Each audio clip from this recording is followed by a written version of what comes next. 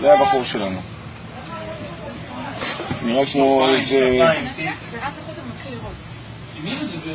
הוא לא נראה בן מיעוטים. לא, ממש לא בן מיעוטים, הוא מדבר עברית לחלוטין. מה אנחנו יודעים שזה הוא? כן, כן, הוא פותח את התיק, מוציא את הנשק, מתחיל לראות.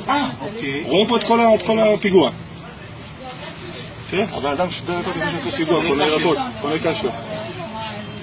הוא לא נראה בן מיעוטים. לא. תכף נשמע את הבחור. מה זה, יש לו משקפיים לפני? כן. וזקן? זקן לא ראיתי, אתה ראית זקן? לא ראיתי, זה לא היה זקן. כשרואים אותו יוצא מוציא את הנשק? שם פה על הזה את העגלה, פותח את התיק, מוציא את הנשק ומתחיל לראות.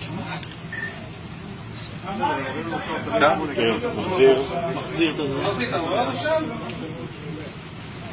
תחזור רגע להביא את לקחת היד בנייד.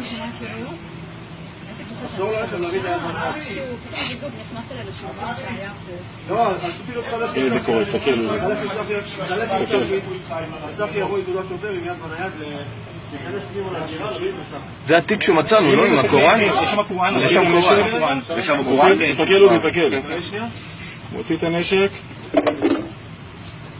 זה עוזי. זה עוזי. זה אוטומט. זה אוטומט.